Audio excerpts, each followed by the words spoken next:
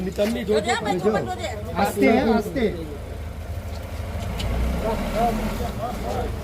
लियो लियो लियो આવી જાય ટર્ન રાખજો આમ ટર્ન રાખજો ફોર પિકઅપ રાખીને બરાબર છે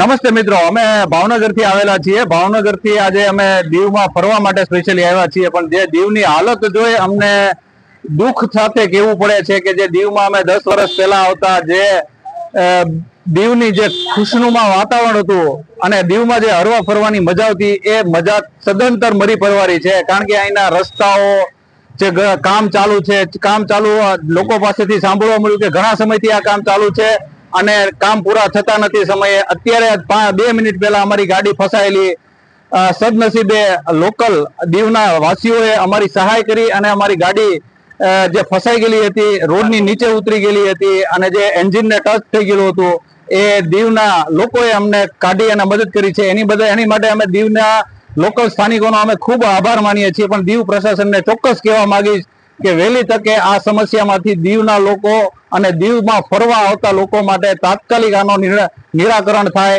તો જ તે દીવમાં લોકોને આવવાની મજા આવશે। નહીતર હવે પછી દીવનું જે વૈવિધ્યસભર વાતાવરણ હતું એમાં લોકો આવતા વિચારશે અને અમારી જેવા લોકો કહેશે કે દીવમાં હવે ફરવા જેવો માહોલ રહ્યો નથી, દીવમાં હેરાન થવા જવું નહીં। અત્યારે હજી જસ્ટ આવ્યા જ છીએ, પેલા રૂમ બુક કર્યું છે, આવ્યા જ ફસાઈ ગયા।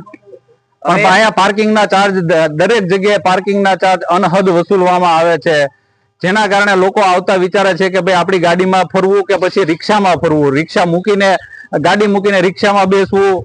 એટલે અનહદ જે ચાર્જીસ છે પાર્કિંગના, એ ચાર્જ વહેલી તકે ઓછા કરી અને રાહત દરે કરવા અથવા હટાવી દેવા, તો જ તે ભાવનગર લોકોને ફરવા આવવાની મજા આવશે અને જે દીવનો પહેલો જે સુવર્ણ યુગ હતો એવો યુગ ફરીથી પછી જ આવશે। એટલે મહેરબાની કરી અને પ્રશાસનને વિનંતી છે કે વહેલી તકે આનું નિરાકરણ લાવે। આભાર।